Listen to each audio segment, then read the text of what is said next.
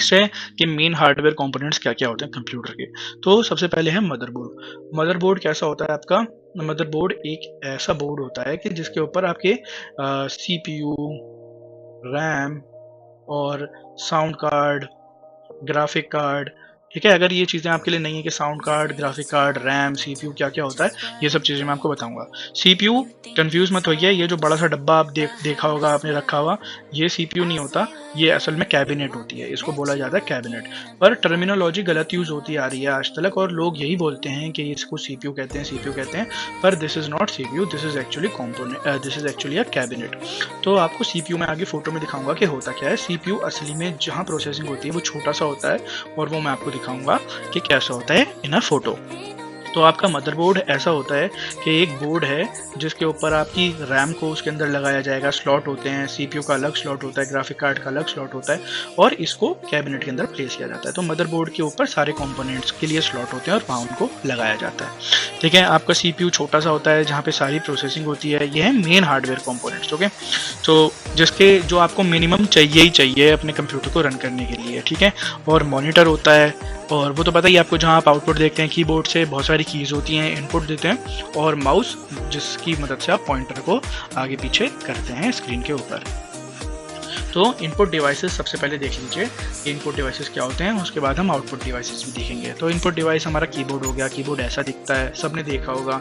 ये स्कैनर है जिसकी मदद से हम फोटोज़ वगैरह को स्कैन करके कंप्यूटर में ट्रांसफ़र कर सकते हैं। मान लीजिए कोई मेरे पास प्रिंटेड फ़ोटो है तो मैं उसको स्कैन कर सकता हूँ, और वो स्कैन होकर एक डिजिटल फाइल बन के उसकी कंप्यूटर के अंदर स्टोर हो जाएगी। ट्रैक बॉल ऐसी होती थी, पुराने ज़माने में यूज़ होते थे। MICR है, और टच पैड है, ये लैपटॉप्स के अंदर आपने देखा होगा। ये टच पैनल है, ओके। जॉयस्टिक है, गेम्स वगैरह खेलने काम आती है। बारकोड रीडर है, आपने शॉपिंग कॉम्प्लेक्सेस में देखा होगा। और ये आपका माउस, और ये आपका ऑप्टिकल कैरेक्टर रिकॉग्निशन वाली मशीन, ओके। सो ये एक बेसिक था कि कैसे कैसे इनपुट डिवाइसेस होते हैं, और ये हार्डवेयर में फॉलो करते हैं। अब देखते हैं कि हमारे पास आउटपुट डिवाइसेस कौन कौन से हैं, और ये भी हार्डवेयर डिवाइस होते हैं। प्रिंटर, क्या आपको कोई फोटो प्रिंट करनी है या टेक्स्ट डॉक्यूमेंट प्रिंट करना है तो आप उसके लिए प्रिंटर का यूज़ करते हो। स्पीकर, गाने वाने सुनने हैं, कोई वीडियो देखनी है तो आप तक आवाज़ आ रही है कंप्यूटर के अंदर, जो कोई ट्रैक पड़ा है, या आप यूट्यूब पे वीडियो देख रहे हो कंप्यूटर में या लैपटॉप में, तो वो ऑडियो आप कैसे सुन पा रहे हो कि वो ऑडियो जो है वो स्पीकर्स के थ्रू आ रही है। ईयरफोन्स सबके पास होते हैं, फ़ोन में लग जाते हैं। मॉनिटर, और क्या कहते हैं अपना प्लॉटर। प्लॉटर होता है बड़े टाइप का, एक बड़ी साइज़ का प्रिंटर होता है। ये बड़ी बड़ी चीज़ों को प्रिंट निकालने में हेल्प करता है, जैसे कि बैनर वगैरह and all stuff. Next thing आपके पास है सीपीयू। तो आप ये देख रहे हो कि मैं आपको बताने वाला था कि सीपीयू ये नहीं होता, ये असल में होती है कैबिनेट, इसको बोला जाता है कैबिनेट, पर इसको सीपीयू कहते हैं। तो आप इसे सीपीयू नहीं कहेंगे, आप इसे कहेंगे कैबिनेट आज की बात, ओके। ये होती है कंप्यूटर कैबिनेट। असल में ये होता है सीपीयू, ये होता है छोटा सा, ओके। छोटा सा सीपीयू होता है ये, जितना बड़ा ये बटन होता है यहाँ पे, लगभग इसी साइज़ का, ये जितना बड़ा मैंने ड्रॉ कर दिया, अगर आप कॉन्ट्रास्ट में देखें इसके, तो लगभग इतना बड़ा ये सीपीयू होता है, 1-1.5 इंची का, और नॉर्मली स्क्वायर साइज़ में ये होता है। तो ये एक AMD का CPU है, और ये एक इंटेल का CPU है, ठीक है। तो यहीं पे सारी प्रोसेसिंग होती है, यही सारा मास्टरमाइंड होता है, यही होता है ब्रेन ऑफ द कंप्यूटर, ना कि ये तो कैबिनेट है, ओके। नेक्स्ट थिंग, CPU के बारे में थोड़ा सा डिटेल में देख लेते हैं। आप जो है इसकी डेफिनेशन को, फॉर्मल डेफिनेशन को पढ़ लीजिए। A central processing unit also called a central processor, main processor और just processor is the electronic circuitry that executes instruction comprising a computer program. The CPU performs basic arithmetic, logic, controlling and the input output operations specified by the instructions in the program. तो मैंने क्या कहा, ये software क्या होता है, मेरा set of instructions होता है। तो मेरा इंस्ट्रक्शंस, ठीक है। तो इस डेफिनेशन को ज़रा, सॉफ्टवेयर की डेफिनेशन को ज़रा करेक्ट करते हैं। तो मेरे सेट ऑफ इंस्ट्रक्शंस हैं अगर, तो उससे बनेगा एक प्रोग्राम, ठीक है। सेट ऑफ इंस्ट्रक्शन से बनेगा प्रोग्राम, और जब मेरे पास एक मल्टीपल सेट ऑफ प्रोग्राम्स होगा, ठीक है, तो मेरा बन जाएगा सॉफ्टवेयर, जब मैं उनको एक जगह कलेक्ट कर लूँगा, ठीक है। सेट ऑफ इंस्ट्रक्शन से मान लीजिए मैंने एक प्रोग्राम बनाया, किसी सेट ऑफ इंस्ट्रक्शन से मैंने प्रोग्राम बनाया जिसके अंदर मैं सम करता हूँ किसी भी 2 नंबर्स का। फिर मैंने एक और सेट ऑफ इंस्ट्रक्शंस यूज़ करे और बनाया जिससे मैं सब्ट्रैक्शन करता हूँ किसी 2 नंबर का, ठीक है। और अब ये मेरे पास क्या है, ये भी सेट ऑफ इंस्ट्रक्शन, ये भी सेट ऑफ इंस्ट्रक्शन, इन दोनों कलेक्ट कर दूंगा तो क्या बनेगा, सेट ऑफ प्रोग्राम। और जब सेट ऑफ प्रोग्राम बन जाएगा तो उनको अगर मैं इसी तरीके से बहुत सारे सेट ऑफ प्रोग्राम्स को कंबाइन कर दूंगा तो मेरे पास बन जाएगा एक सॉफ्टवेयर, ठीक है, एक बन जाएगा मेरे पास सॉफ्टवेयर। तो सॉफ्टवेयर क्या हुआ, बेसिकली सेट ऑफ प्रोग्राम्स। पुरानी डेफिनेशन को हमने करेक्ट कर लिया है जो अभी हमने पहले देखी थी, केवल समझने के लिए। तो अब देखिए भैया सीपीयू क्या होता है खास तौर पे, कि सीपीयू हमारी ऐसी जगह है कि जो हमारे प्रोग्राम्स के अंदर जो हमारे इंस्ट्रक्शंस होते हैं, प्रोग्राम्स के अंदर हमारे इंस्ट्रक्शंस को एग्जीक्यूट करना काम होता है सीपीयू का। ठीक है, और ये सिर्फ इतना नहीं करता बल्कि सारे इनपुट आउटपुट डिवाइसेस को कंट्रोल करता है। और मान लीजिए अब ये हमारा एक इंस्ट्रक्शन है कि उसमें a प्लस बी कर रहा हूँ मैं, तो ये क्या है, ये एक अरिथमेटिक ऑपरेशन है, क्या इसमें प्लस माइनस हो रहा है, तो ये भी सीपीयू करेगा। ठीक है, और कीबोर्ड मेरा कनेक्टेड है, कीबोर्ड से इनपुट लेनी है, इनपुट लेके वो इस प्रोग्राम तक पहुंचे कि यूजर a और b की वैल्यू इनपुट कर रहा है, या आप कीबोर्ड पे कोई बटन दबा के कुछ टाइप कर रहे हो तो वो क्या हो रहा है, इनपुट। ठीक है, और मॉनिटर पे आपको उसकी आउटपुट दिख रही है, तो कीबोर्ड से इनपुट आएगी और जो आप टाइप कर रहे हो वो आपको मॉनिटर पे दिखेगा।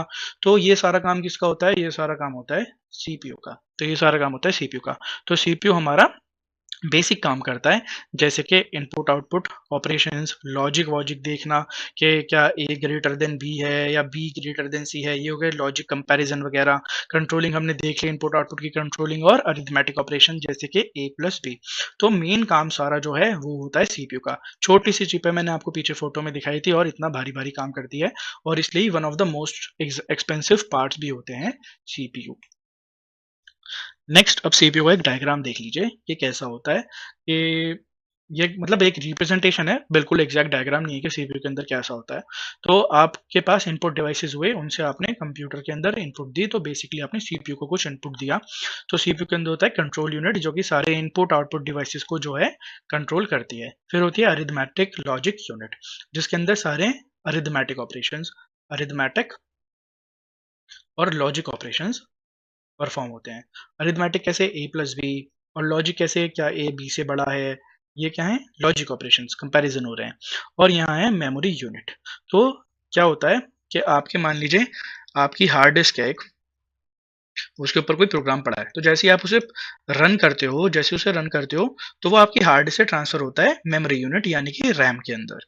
और सीपीयू डायरेक्टली रैम से कोऑर्डिनेट करता है, और क्योंकि रैम जो है बहुत फास्ट होती है, तो सीपीयू बहुत जल्दी जल्दी ऑपरेशंस परफॉर्म करता है, तो हार्ड डिस्क से फैच करने में बार बार टाइम लगेगा सीपीयू को। तो सीपीयू बहुत फास्ट होता है और हार्ड डिस्क होती है स्लो। तो इस केस में क्या होता है कि जैसे हम प्रोग्राम रन करते हैं वो जाता है हमारा रैम के अंदर, और रैम के अंदर से बार बार डेटा को जो है सीपीयू फैच करता है और ऑपरेशंस को परफॉर्म करके वापस रैम में स्टोर करता रहता है। और जब उन्हें फाइनली किसी फाइल को सेव करते हैं तो वो जाके हमारी हार्ड डिस्क में सेव होती है लॉन्ग टर्म के लिए। ओके, ये सब चीज़ें हम डिटेल में समझेंगे। एक्चुअली मेमोरी से भी, रैम से भी उठ के डेटा डायरेक्ट सीपीयू के किस पार्ट में जाता है वो भी हम आगे देखेंगे, आगे आने वाले सेक्शंस में। तो ये हो गया बेसिक हमारा सीपीयू का डायग्राम और कैसे कैसे काम होता है। सीयू से मैंने बताया इनपुट आउटपुट कंट्रोल होते हैं डिवाइसेस, एएलयू के अंदर प्लस माइनस लॉजिकल ऑपरेशन, और मेमोरी के अंदर जहाँ डेटा यहाँ जहाँ से ये फैच करता है हमारा सीपीयू एग्जीक्यूशंस करने के लिए। नेक्स्ट है हमारे पास मेमोरी। तो मेमोरी क्या होती है, मेमोरी एक ऐसी जगह है जहाँ पे डेटा हमारा स्टोर होता है, और मेमोरी हमारे पास दो टाइप्स की होती है। ओके, जो हमने सिलेबस में देखी थी, जिसमें से पहला टाइप है प्राइमरी मेमोरी और दूसरा टाइप है हमारा सेकेंडरी मेमोरी। दोनों ही बहुत इंपॉर्टेंट हैं और दोनों अपनी अपनी जगह बहुत फायदेमंद हैं। उन्हें देखते हैं डिटेल में। ठीक है, प्राइमरी मेमोरी और सेकेंडरी मेमोरी मैंने बताया था। तो इसमें क्या है कि टेम्परेरी डेटा स्टोर होता है मेरा प्राइमरी मेमोरी में, और सेकेंडरी मेमोरी में डेटा परमानेंटली स्टोर होता है। टेम्परेरी और परमानेंट कैसा होता है ये हम आगे अभी देखते हैं। ओके, तो अब हमारे पास जो समझने के लिए टॉपिक है वो है प्राइमरी मेमोरी। तो पहले डेफिनेशन देखते हैं। Primary memory is computer memory that a processor और कंप्यूटर एक्सेसेस फर्स्ट और directly.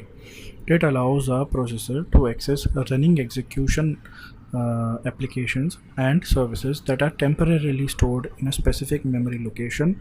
Primary memory is also known as primary storage और main memory. तो इसके जो एग्जाम्पल हैं वो हैं रैम और रोम. चलिए अब इस डेफिनेशन को एक बार समझते हैं थोड़ा सा बेसिक सा एग्जाम्पल लेके. हमारा जो CPU होता है, हमें पता है, हमने पीछे देखा कि सारी प्रोसेसिंग का काम इसका ही होता है. सारा मेन काम इसका ही होता है, प्रोसेसिंग, इनपुट एंड आउटपुट, ये सब यही कंडक्ट करता है. तो अब होता क्या है कि हमें जिस भी चीज़ को एग्जीक्यूट करना है वो हमारी रैम के अंदर होनी चाहिए. रैम हमारा प्राइमरी मेमोरी का एग्जांपल है. रोम जो है इसको बाद में देखेंगे, अभी आप प्राइमरी मेमोरी के लिए केवल रैम को कंसीडर करिए। तो हमारा जो सीपीयू है वो रैम के अंदर से डेटा को फैच करता है, ठीक है, और उसके ऊपर कंप्यूटेशंस या प्रोसेसिंग करने के बाद उनके रिजल्ट्स को वापस रैम के अंदर ले जाके स्टोर कर देता है। होता क्या है कि मान लीजिए मेरा एक प्रोग्राम है जिसका नाम है प्रोग्राम _for_sum.c। ज़्यादा गहराइयों में मत जाइए, बस इसको समझिए कि ये एक प्रोग्राम है जो कि सम करता है दो नंबर्स का। तो होगा क्या, जब मेरा ये प्रोग्राम मैं यूज़ नहीं कर रहा, इसको ये एग्जीक्यूट मैं नहीं कर रहा, तो ये पड़ा होगा मेरी हार्ड डिस्क के अंदर, जो कि है मेरी सेकेंडरी स्टोरेज, इसके अंदर ये पड़ा होगा।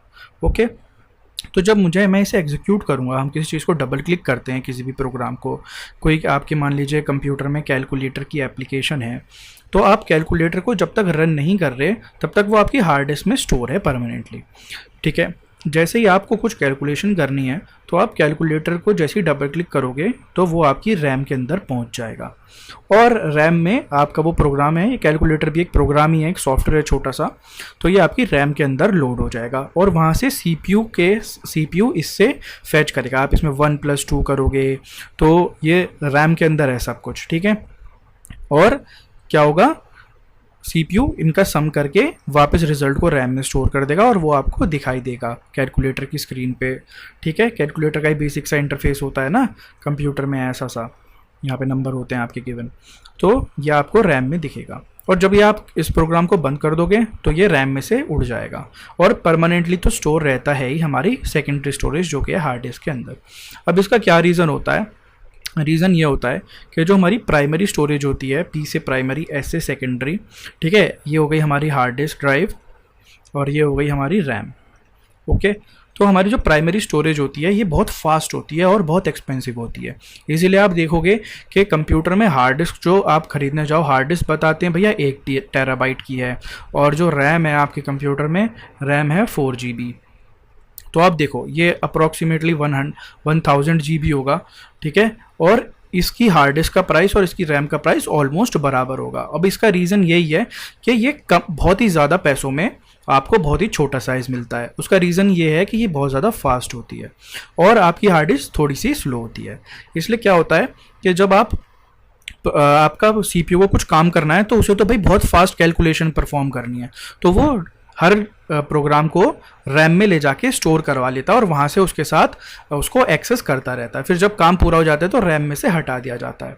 अब प्राइमरी मेमोरी और सेकेंडरी मेमोरी की भी कुछ कैरेक्टरिस्टिक्स होती हैं, उसको हम आगे ही देखेंगे जब हम देखेंगे, ठीक है। तो अब ये देखिए कि ज़रा प्राइमरी मेमोरी में क्या होता है आपकी, कि प्राइमरी मेमोरी के कुछ पॉइंट्स होते हैं।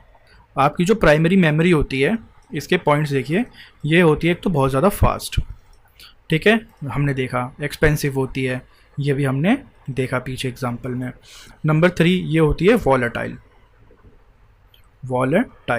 वॉलेटाइल का मतलब क्या होता है, दो तरीके की मेमोरी होती है हमारे पास, वॉलेटाइल और नॉन वॉलेटाइल। तो हमारी प्राइमरी मेमोरी जो होती है, primary memory mainly primary memory usually जो होती है वो वॉलेटाइल होती है, ठीक है, जिसका एग्जांपल है रैम। अब हमारी एक और मेमोरी होती है रोम, ठीक है, ये एक्सेप्शन केस है, ये होती तो प्राइमरी मेमोरी है पर ये नॉन वॉलेटाइल होती है। तो जनरली आपसे कोई प्राइमरी मेमोरी की बात करे तो आप रैम को ही कंसिडर करना, रोम को इतना मत करना, और रैम बताना कि वो वॉलेटाइल होती है। अब देखो वॉलेटाइल क्या होता है कि जब तक उसके अंदर, आपके कंप्यूटर के अंदर पावर है, जब तक आप पावर सप्लाई कर रहे हो, तो जब तक जो डेटा प्राइमरी मेमोरी यानी कि रैम के अंदर है वो उसके अंदर स्टोर रहेगा। जैसे ही पावर ऑफ होएगी, जो रैम के अंदर जो भी डेटा था वो सारे का सारा उड़ जाएगा। इसलिए ये होता है कि आप जब रीस्टार्ट करते हो अपना प्रोग्राम, अपना कंप्यूटर, तो जो भी आपके प्रोग्राम रनिंग स्टेट में होते हैं, जो आपने खोल रखे होते हैं, वो सब बंद हो जाते हैं जब आपका कंप्यूटर दोबारा से ऑन होता है। इसका यही मतलब होता है कि आपने जब रीस्टार्ट करा या ऑफ करके ऑन करा तो वो वॉलेटाइल मेमोरी यानी कि जो रैम में था वो चला जाता है। क्यों? वॉलेटाइल का मतलब यही होता है कि जब तक आप उसे पावर सप्लाई कर रहे हो तब तक उसके अंदर डेटा स्टोर रहेगा और पावर हटते ही वो अपना सारा डेटा भूल जाएगी। ओके, तो अब आप क्या करते हो, आप जब आपको डेटा लॉन्ग टर्म के लिए स्टोर करना होता है तो आप उसको सेकेंडरी मेमोरी में स्टोर करते हो। सेकेंडरी मेमोरी हम आगे देखेंगे। और सेकेंडरी मेमोरी जो होती है आपकी, जो सेकेंडरी मेमोरी होती है वो होती है नॉन वॉलेटाइल। नॉन वॉलेटाइल, ठीक है। नॉन वॉलेटाइल का मतलब ये होता है कि आप इसके अंदर आपने डेटा डाला, कोई फाइल डाली और वो सेव कर दी और पावर आपने ऑफ करी। पावर ऑफ करने के बाद भी जब आप कंप्यूटर ऑन करोगे तो पावर ऑफ करने के बाद भी वो आपका डेटा जाएगा नहीं, अगर आपने उसको प्रॉपरली सेव ऑप्शन में जाके सेव कर रखा है तो तब वो आपकी हार्ड डिस्क पे स्टोर हो गया है, ठीक है। तो ये होता है वॉलेटाइल और नॉन वॉलेटाइल के अंदर डिफरेंस। आई होप कि समझ में आ गया होगा। अब देखो सेकेंडरी मेमोरी क्या होती है। Secondary memory is computer memory that is non volatile, ठीक है, ये हमने देख लिया। Non volatile and persistent in nature. Persistent in nature भी बताऊंगा क्या होता है। And is not directly accessed bye computer processor.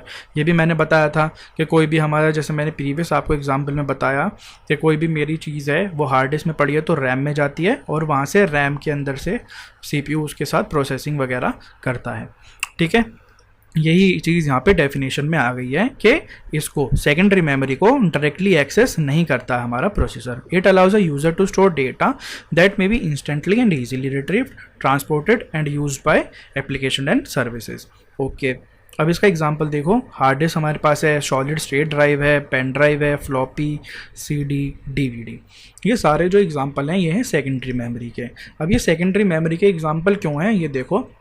Secondary memory की आप कुछ कैरेक्टरिस्टिक्स देखो। अब सेकेंडरी मेमोरी कैरेक्टरिस्टिक्स कह लो या प्रॉपर्टीज़ आप इसको कह लो। सबसे पहले तो ये कि बहुत ज़्यादा महंगी नहीं होती। आप कम पैसों में एक ऐसी ड्राइव खरीद सकते हो जिसकी स्टोरेज काफ़ी ज़्यादा होती है। हाई स्टोरेज की डिस्क ड्राइव आपको मिल जाएगी कम पैसों में। नंबर 2, आपकी ये जो होती है बहुत ज़्यादा फास्ट नहीं होती, बहुत ज़्यादा स्लो भी नहीं होती, मीडियम स्पीड होती है। मीडियम स्पीड होती है, लेकिन रीज़न ये है कि CPU के साथ इसलिए काम नहीं करती क्योंकि CPU को तो भैया फास्टेस्ट चीज़ चाहिए जो बिल्कुल ही फास्ट हो, इसलिए CPU हमेशा रैम के साथ काम करता है। ओके, तो ये होती है मीडियम स्पीड। नंबर 3, इसकी स्टोरेज जो है हमें बहुत ज़्यादा हाई मिल जाती है, कैपेसिटी बहुत ज़्यादा हाई होती है। नंबर 4, हम यहाँ पे डेटा परमानेंटली स्टोर करते हैं। परमानेंटली यानी लॉन्ग टर्म के लिए। परमानेंटली इसको मैं लिख देता हूँ यहाँ पे फॉर लॉन्ग टर्म, हम लंबे टाइम के लिए डेटा को यहाँ पे स्टोर करते हैं। और क्या होता है, this is non volatile. Non volatile का क्या मतलब हुआ कि भाई पावर गई और उसके बाद भी हमारा डेटा इसके अंदर एज इट इज़ स्टोर्ड रहेगा अगर हमने वो प्रॉपरली सेव कर रखा है तो, ठीक है। तो ये हमारी नॉन वॉलेटाइल होती है और इसके अंदर हम डेटा लॉन्ग टर्म के लिए स्टोर करते हैं। अब आपके लिए मैं ज़रा मेमोरी की हायरार्की ड्रॉ करता हूँ। तो आपके पास, आपको समझाने के लिए कि हमारे पास मेमोरी कितने टाइप्स की होती हैं, तो मैंने आपको बताया था मेमोरी होती है मेरे पास प्राइमरी और सेकेंडरी। हमने दोनों में डिफरेंस देख लिया भाई क्या होता है प्राइमरी और सेकेंडरी में, ठीक है। अब प्राइमरी में मेरे पास फिर दो हैं, एक तो है रोम, फिर है रैम। यहाँ पे लिख देता हूँ नॉन वॉलेटाइल। रोम को भी अभी डिटेल में देखेंगे, डोंट वरी। और ये होती है वॉलेटाइल। रोम भी मेरे पास बहुत सारे प्रकार की होती है, उन सबको मैं लिख देता हूँ। रोम हो गई एक, तो रोम एक प्रकार है, फिर पी रोम होती है, फिर ईपी रोम होती है, और एक होती है लास्टली पी रोम। ये मैं सब आपको बताऊंगा। रैम के अंदर अभी जहाँ तक हमें जानने की ज़रूरत है वो है एस रैम और डी रैम, ठीक है। ये टाइप्स ये भी हम देखेंगे और इसके भी सारे टाइप्स देखेंगे, डोंट वरी। क्या डिफरेंस होता है, बहुत बेसिक है, इससे आगे और डिटेल में भी जा सकते हैं, लेकिन इस टाइम इस कोर्स के लिए हमें उसकी ज़रूरत नहीं है। अब सेकेंडरी मेमोरी के भैया टाइप्स देखो हमारे पास क्या है। हमारे पास हार्ड डिस्क ड्राइव होती हैं और आजकल तो चलने लगी हैं SSD सॉलिड स्टेट ड्राइव, थोड़ी सी महंगी होती हैं पर हार्ड डिस्क से बहुत फास्ट होती है और कंप्यूटर बहुत स्मूथ चलने लग जाता है। हमारे पास होती है पेन ड्राइव, ओके। हमारे पास CD होती है, DVD होती है, और हमारे पास होता है और एक और चीज़ क्या होती है हमारे पास, फ्लॉपी। ये 3 चीज़ें तो आज की डेट में, फ्लॉपी तो आपको दिखेगी नहीं और CD DVD बहुत कम दिखेगी, दिख सकती है। और हमारे पास एक और स्टोरेज होती है क्लाउड स्टोरेज, ये भी सेकेंडरी स्टोरेज ही है हमारी, क्लाउड के ऊपर हम डेटा डाल देते हैं जैसे गूगल ड्राइव। तो ये हो गया हमारी मेमोरी की हायरार्की।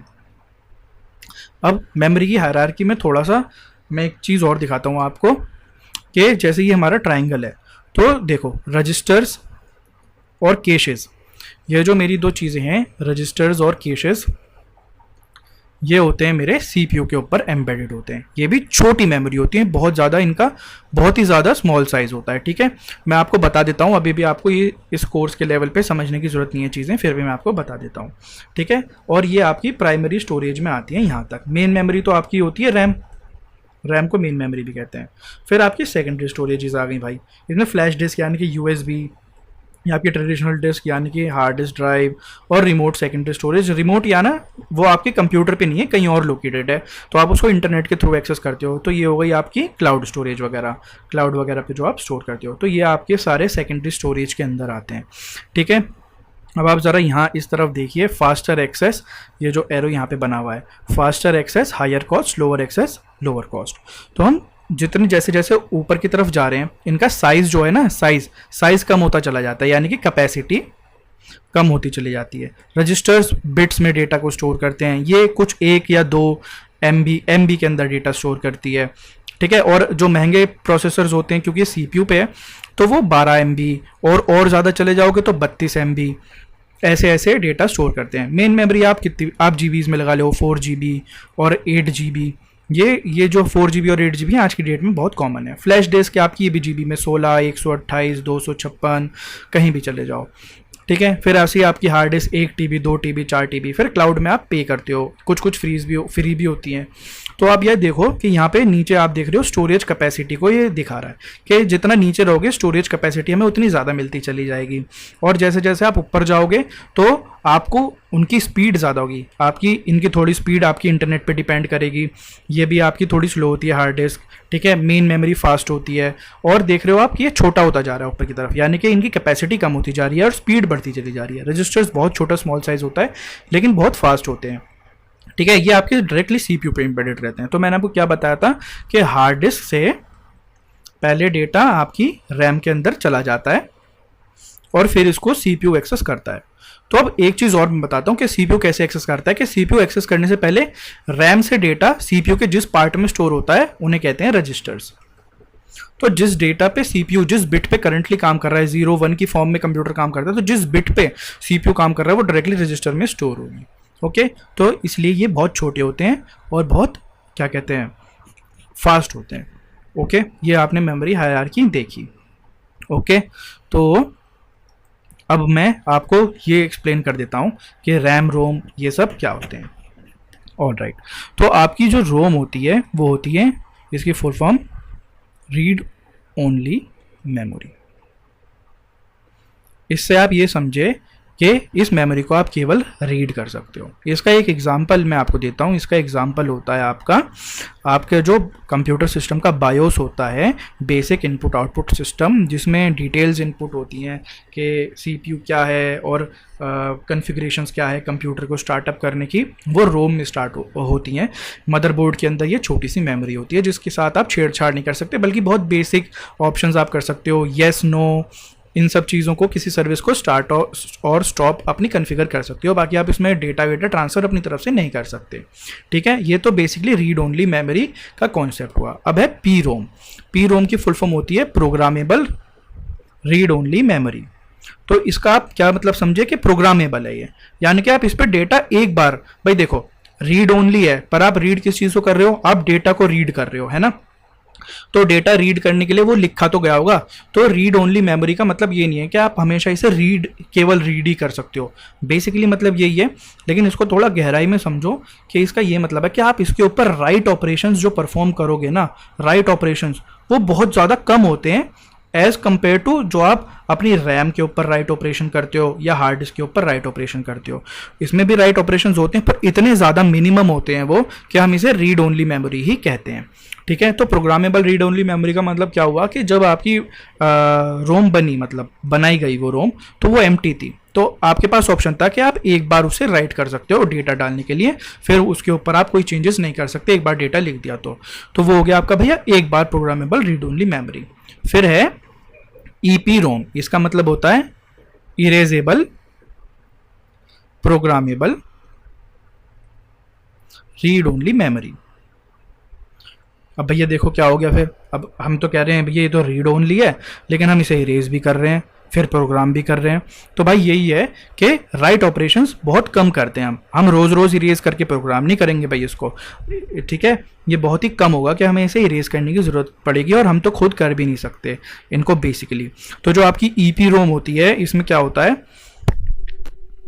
कि आप इसको इरेज करते हैं, और इरेज करने का फंडा ये होता है कि आप अल्ट्रा वायलेट लाइट, ईपी रोम की जब बात होती है तो ईपी रोम को अगर इरेज करना है हमें किसी भी कारणवश, तो हम क्या करेंगे, अल्ट्रा यूवी रेज जो होती हैं, अल्ट्रा वायलेट रेज या अल्ट्रा वायलेट लाइट के अंदर इसको एक्सपोज करते हैं कुछ मिनट्स के लिए, और जो इसके ऊपर डेटा होता है वो सारा डिलीट हो जाता है, फिर हम इसको दोबारा से प्रोग्राम करते हैं। ओके, तो ये तो हमारी ईपी रोम हो गई। अब ईईपी रोम को देखो कि ईईपी रोम क्या होता है। ईईपी रोम तो भाई इसका मतलब है electrically erasable programmable read only memory, electrically या इलेक्ट्रॉनिकली, इन दोनों में से एक चीज होगी। तो इसका मतलब क्या है कि आपको ईईपी रोम के अंदर अगर डेटा इरेज करना है तो आपको यूवी रेज के ऊपर आप उसको एक्सपोज करने की जरूरत नहीं है, बल्कि कंप्यूटर प्रोग्राम की मदद से ही आप उसको कंप्यूटर में लगे लगे ही इरेज कर सकते हो, ठीक है। इलेक्ट्रिकली इरेज हो गया वो या इलेक्ट्रॉनिकली इरेज हो गया, फिर प्रोग्राम कर सकते हो उसको दोबारा से। तो ये हो गई ईईपी रोम। अब यही है कि भाई इसको फिर रोम क्यों कह रहे हैं, रीड ओनली मेमोरी क्यों कह रहे हैं भाई, वही अपना जो मैंने आपको यहाँ पे बताया कि राइट ऑपरेशंस की जो संख्या होती है वो बहुत कम होती है। आप इरेज कर रहे हो तो इसका मतलब ये है कि आप उसे राइट करोगे दोबारा, खाली तो रख के छोड़ोगे नहीं, तो जो आप रोज रोज इरेज नहीं करोगे इसको। तो भाई क्या है, आपने इरेज कर दी, राइट कर दी, फिर उसके बाद तो आप रीड ही रीड करते जा रहे हो। लेकिन रैम और सेकेंडरी मेमोरी इनमें क्या होता है आपका कि आप इनके अंदर रीड राइट ऑपरेशन बहुत परफॉर्म करते हो। अब हार्ड डिस्क से ये फाइल एक्सेस कर रहे हो, अब उसको एडिट कर रहे हो, अब सेव कर रहे हो, पेन ड्राइव में अब ये मूवी डाल दी, वो मूवी डाल दी, डिलीट कर दी, तो रीड राइट ऑपरेशन आप बहुत परफॉर्म करते हो उस पर, ठीक है। और प्रिटी सिंपल होता है, डिलीट में जाओगे डिलीट हो गई फाइल, है ना। लेकिन इनका थोड़ा इरेज करने का, चाहे इलेक्ट्रिकली आप कर रहे हो रोम को, इनका थोड़ा प्रोसेस जो है कॉम्प्लिकेटेड होता है और टाइम टेकिंग भी होता है। फिर अब ये देखो कि प्राइमरी मेमोरी में हमने देखा था कि ये वॉलेटाइल होती है, तो जो इसका एक एक्सेप्शन है प्राइमरी मेमोरी का वो है रोम, ये होती है नॉन वॉलेटाइल, यानी कि आप कंप्यूटर बंद भी कर दोगे तब भी इसके अंदर डेटा पड़ा रहेगा। तो ये प्राइमरी मेमोरी का एक एक्सेप्शन है। बाकी जितनी प्राइमरी मेमोरी होती है, जो रैम होती है, चाहे वो एस रैम हो या डी रैम हो, ये कंप्यूटर बंद होने पर बंद हो जाती, सब डेटा भूल जाती हैं, तो इसलिए इनको बोला जाता है वॉलेटाइल। ओके, हमने रोम के सारे टाइप्स हमने कर लिए कवर। अब भैया हम एक बार अपनी रैम के जो हैं टाइप्स को देख लेते हैं कि हमारे रैम के क्या टाइप्स हैं हमारे पास। तो रैम की जो फुल फॉर्म होती है वो होती है random access memory. Random access क्यों कहते हैं इसे, कि भाई इनके अंदर जो होता है डेटा जो होता है रैम के अंदर स्टोर होता है वो सेल्स के अंदर छोटे छोटे सेल्स होते हैं, उनका कुछ साइज होता है, तो उनसे मिलके रैम बनी होती है। तो हमारा जो भी कोई भी सेल है, चाहे वो यहाँ ये सबसे पहले नंबर पे आ रहा हो या दूसरे, तो ये जो सेल है ये एक एक्चुअली में क्या है, ये लोकेशन ही तो है, इन लोकेशंस पे कहीं ना कहीं डेटा स्टोर होगा। तो हमारा CPU जो है इनमें से किसी भी सेल को एक्सेस करे, उसका जो रीड या राइट टाइम होगा, जो एक्सेस करने का टाइम होगा, वो हमेशा हर सेल के लिए बराबर होगा। तो वो रैंडमली किसी भी सेल को एक्सेस कर सकता है, उसको सेम एक्सेस टाइम मिलेगा, इसलिए इसको बोलते हैं रैंडम एक्सेस मेमोरी। भाई हमने देखा बहुत ज़्यादा फास्ट होती है ना, और एक्सपेंसिव होती है, और CPU इसके साथ मिलके काम करता है, ये हमने अभी पहले ही समझ लिया था। हमें मेरा इसके टाइप देखने हैं कि एस रैम और डी रैम में क्या अंतर होता है। ओके, तो जो हमारी एस रैम होती है ना, ये होती है static random access memory, static RAM, और जो हमारी डी रैम होती है dynamic RAM, dynamic random access memory. अब भाई इनमें डिफरेंस देखो क्या होता है। तो जो डायनामिक रैम होती है इसमें हमारा कॉम्बिनेशन होता है इसको बनाने में ट्रांजिस्टर्स एंड कैपेसिटर्स का, किसका कॉम्बिनेशन है? ट्रांजिस्टर और कैपेसिटर का। कौन? हमारी डायनामिक रैम। बल्कि जो हमारी स्टैटिक रैम है इसके अंदर हम कैपेसिटर का यूज नहीं करते, सिर्फ इसमें होते हैं ट्रांजिस्टर्स। ये तो भाई होगी इसके डिज़ाइन की बात कि इसमें क्या होता है और क्या नहीं होता। अब इनसे फ़र्क क्या पड़ता है? देखो भाई, कैपेसिटर क्या होते हैं? ये ना चार्ज को होल्ड करते हैं और इनकी प्रॉपर्टी होती है कि ये चार्ज को थोड़ी देर बाद इनमें से चार्ज जो है लूज़ हो जाता है या लीक हो जाता है, तो ये चार्ज को लूज़ कर देते हैं। इससे क्या है? चार्ज क्या है? हमारा डेटा है, वो कैपेसिटर्स में पड़ा है। अब वो चार्ज, इसकी कैपेसिटर्स की प्रॉब्लम ही यही है कि इनमें से भाई चार्ज लूज़ हो जाता है तो हमारा डेटा भी डिलीट हो जाता है उसके अंदर से। तो ये क्या है? हमें क्या करना पड़ता है इसके लिए? हमें इसको बार बार रिफ्रेश करना होता है, यानी कि बार बार डेटा को इन कैपेसिटर्स के अंदर डालना होता है या फिर चार्ज को इन कैपेसिटर्स के अंदर डालना होता है, सप्लाई करना पड़ता है। तो ये क्या हुआ? हमें बार बार रिफ्रेश करना पड़ रहा है, तो क्या हो गया?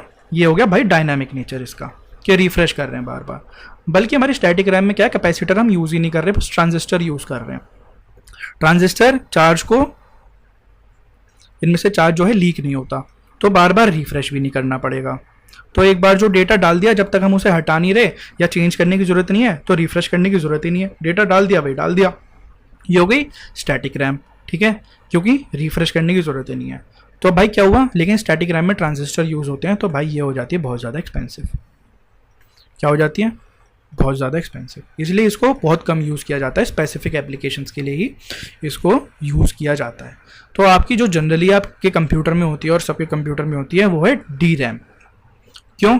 क्योंकि ये चीप तो नहीं होती, पर कंपेयर करें अगर एस रैम से तो चीप होती है, इसलिए इसको बोला जाता है डायनामिक रैम। और आपने देखा होगा आपके कंप्यूटर में होती है DDR1 रैम, DDR2 रैम, बल्कि DDR1 और 2 तो नहीं होगी, आपका पुराना कंप्यूटर है तो होगी DDR3, और अब तो DDR4, 5, 6 ये सब आने लगे हैं। तो DDR3 या 4 आपकी मेजरली आके सिस्टम में हो सकती है। तो भाई हमने रैम के टाइप्स भी देख लिए हमारे सिलेबस के अकॉर्डिंग, ओके। और ये हमने मेमोरी हायरार्की अपनी देख ली थी क्या होती है। चलिए तो अब देखते हैं कि हमारे पास जो कंप्यूटर में सॉफ्टवेयर हैं वो कितने प्रकार के अवेलेबल हैं और क्या क्या उनका काम है, क्या क्या उनकी खूबियाँ हैं जो उन्हें अलग बनाती हैं, तो वो हम कंसीडर करते हैं अब। तो हमारे पास भैया जो हैं 2 प्रकार के सॉफ्टवेयर हैं सिलेबस में जो हमें पढ़ने हैं, एक एप्लीकेशन और एक सिस्टम सॉफ्टवेयर। एप्लीकेशन सॉफ्टवेयर और सिस्टम सॉफ्टवेयर। तो जनरली हमने सॉफ्टवेयर की डेफिनेशन तो पीछे देखी थी कि क्या होता है। मैं एक बार और बताता हूँ कि सॉफ्टवेयर क्या होते हैं। ये होते हैं set of programs. Set of what? Set of programs. Set of programs कैसे बनते हैं? कलेक्शन बनता है जब हमारे पास एक कलेक्शन हो जाता है प्रोग्राम्स का, मल्टीपल प्रोग्राम्स जब हमारे पास कलेक्ट हो जाते हैं तो उससे हमारा बन जाता है एक सेट, और इस सेट को बोला जाता है सॉफ्टवेयर। प्रोग्राम्स हमारे पास बनते हैं सेट ऑफ इंस्ट्रक्शंस से, ओके। सेट ऑफ इंस्ट्रक्शंस से तो बहुत सारे इंस्ट्रक्शंस का कलेक्शन जब हम कर लेते हैं तो वो एक काम हमारे लिए सक्सेसफुली कर देते हैं। कुछ इनपुट पे आउटपुट दे रहे हैं, कोई हमारी प्रॉब्लम सॉल्व कर रहे हैं, तो वो हमारा एक हो गया प्रोग्राम। इसी प्रकार से बहुत सारे प्रोग्राम्स हमने बनाए जो अलग अलग काम कर रहे हैं और उनका एक सेट बना लिया, तो वो हो गया हमारे लिए फिर एक सॉफ्टवेयर, उनका जो हमारे पास कलेक्शन हो गया। तो ये सॉफ्टवेयर हमारे लिए बहुत सारे काम छोटे छोटे कर सकता है, ओके। तो ये हो गया हमारा एक सॉफ्टवेयर। तो अब हमारे पास सॉफ्टवेयर में पता लग गया क्या होता है। तो देखो जी, सॉफ्टवेयर क्या होता है। सॉफ्टवेयर ना हमारे लिए बहुत ज़रूरी है। क्यों? अगर हमारे पास हार्डवेयर है, यानी कि हमारे पास कंप्यूटर सिस्टम में हमारा सारे हार्डवेयर कंपोनेंट्स हैं और उसके ऊपर कोई सॉफ्टवेयर नहीं है, तो कंप्यूटर हमारे लिए वेस्ट है। क्योंकि सॉफ्टवेयर ही हार्डवेयर कंपोनेंट्स को रन करता है, उनको ड्राइव करता है, ओके। कुछ सॉफ्टवेयर्स को ड्राइवर्स भी कहा जाता है। क्यों? क्योंकि वो फंक्शनैलिटी उन्हीं की वजह से जो है हार्डवेयर की परफॉर्म हो पाती है। फॉर एग्जांपल मैं आपको बताता हूँ एक छोटा सा एग्जांपल कि अगर आपके घर में प्रिंटर है और आपके घर में कंप्यूटर है, तो आप अगर प्रिंटर को अपने कंप्यूटर से कनेक्ट कर दोगे तो आप कुछ भी प्रिंट नहीं कर पाओगे। उसका रीज़न ये है कि जब तक आप अपने कंप्यूटर के ऊपर एक सॉफ्टवेयर को इंस्टॉल नहीं करते जिस सॉफ्टवेयर का नाम है ड्राइवर, और वो ड्राइवर स्पेसिफिकली बना है आपके प्रिंटर के लिए। तो जब तक उस प्रिंटर का ड्राइवर, जो कि एक सॉफ्टवेयर है, आपके कंप्यूटर के ऊपर इंस्टॉल नहीं होगा, तब तक आप अपने प्रिंटर से कुछ भी प्रिंट नहीं कर सकते। तो ये हो गई सॉफ्टवेयर की पावर। तो हम क्या समझे कि जो हमारे हार्डवेयर कंपोनेंट्स हैं उनको कंट्रोल करने के लिए, उनको यूज़ करने के लिए, या उनका फ़ायदा उठा पाने के लिए, फ़ायदा ले पाने के लिए हमें सॉफ्टवेयर की ज़रूरत होती है।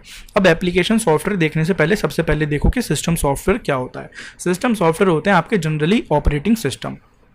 ऑपरेटिंग सिस्टम, ठीक है, ऑपरेटिंग सिस्टम जैसे कि विंडोज 7, विंडोज 10, विंडोज 11 और आपका लिनक्स। तो भाई हमारे पास लिनक्स हो गया, एंड्रॉयड, मैक हो गया, और iOS जो कि होता है आईफोन्स का ऑपरेटिंग सिस्टम। तो ये सब क्या है, ऑपरेटिंग सिस्टम। तो सबसे पहले तो ये हो गया हमारा सिस्टम सॉफ्टवेयर का एक एग्जाम्पल। ये हम देख रहे हैं कि सिस्टम सॉफ्टवेयर कैटेगरी में हमारे पास क्या क्या आते हैं। और हमारे पास होते हैं कंपाइलर्स वगैरह, compilers, assemblers, okay, and interpreters.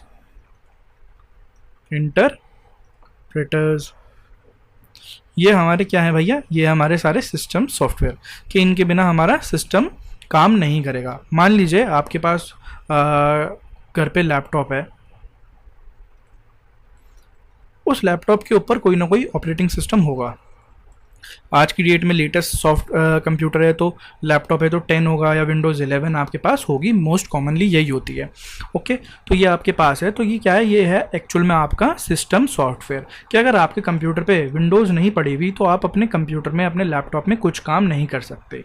Okay, तो अगर हम देखें तो ऑपरेटिंग सिस्टम की एक जो बेसिक डेफिनेशन वो ये होती है कि ये आपके बीच में जो यूज़र है उसको, उसके बीच में, और जो हमारा कंप्यूटर सिस्टम होता है, जो हार्डवेयर होता है, इनके बीच में क्या प्रोवाइड कराता है, ये एक यूज़र इंटरफेस को प्रोवाइड करा पाता है। ओके, और हमारे ऑपरेटिंग सिस्टम जो है हमारे हार्डवेयर को कंट्रोल करता है कि डिस्प्ले पे ये दिखाओ, कीबोर्ड से इनपुट अंदर जाएगी। ये सब काम कौन करता है, ऑपरेटिंग सिस्टम करता है, या फिर रिस्पॉन्सिबल होता है कि हार्डवेयर ये काम कर पाए आराम से। ओके, तो ये हो गया हमारा सिस्टम सॉफ्टवेयर। ऑलराइट, अब हमें देखना है कि हमारे पास एप्लीकेशन सॉफ्टवेयर जो होते हैं वो कौन कौन से होते हैं। तो बेसिकली ऑपरेटिंग सिस्टम्स को अगर आप साइड हटा दो तो इसके अलावा आपके पास हो गया MS ऑफिस का वर्ड हो गया, या आपका कैलकुलेटर है, ओके, आपके कंप्यूटर पे पड़े रहते हैं। पावर पॉइंट की आप जिसमें प्रेजेंटेशन बनाते हैं तो वो होता है माइक्रोसॉफ्ट का पावर पॉइंट। ये सब क्या है, ये हैं एप्लीकेशन सॉफ्टवेयर। एप्लीकेशन सॉफ्टवेयर क्या होते हैं, ये किसी एक स्पेसिफिक प्रॉब्लम को सॉल्व करने के लिए बनाए जाते हैं। जैसे कैलकुलेटर की एक स्पेसिफिक प्रॉब्लम सॉल्व कर रहा है, क्या हमें कैलकुलेशन प्रोवाइड करने में हेल्प करता है कि हम कैलकुलेट कर पाएँ चीज़ें आसानी से। वर्ड में क्या है, हम डॉक्यूमेंट्स बनाने के लिए हमारी प्रॉब्लम सॉल्व कर देता है कि जी हम डॉक्यूमेंट्स टाइप कर सकते हैं, ओके, उनकी अलग अलग फॉर्मेटिंग कर सकते हैं, पेज का साइज़ जो है वो चूज़ कर सकते हैं। तो ये हमें प्रॉपर डॉक्यूमेंट बनाने में हेल्प करता है MS ऑफिस का वर्ड। ओके, फिर पावर पॉइंट एक स्पेसिफिक प्रॉब्लम सॉल्व करता है कि हम इसके अंदर स्लाइड्स बना सकते हैं, फिर उन स्लाइड्स की हम प्रेजेंटेशन दे सकते हैं उससे। ठीक है, ये सब ने काम बेसिकली स्कूल में भी शायद करे हों। तो ये हो गया हमारा एप्लीकेशन सॉफ्टवेयर, या फिर आपके बेसिकली नॉर्मल जो सॉफ्टवेयर होते हैं वो। ऐसे ही बहुत सारे जो आप सॉफ्टवेयर देखोगे वो मोस्टली एप्लीकेशन सॉफ्टवेयर आपके होते हैं। तो अब हमें पता लग गया कि हमारे सॉफ्टवेयर क्या होता है और उनके टाइप क्या होते हैं, सिस्टम सॉफ्टवेयर और एप्लीकेशन सॉफ्टवेयर।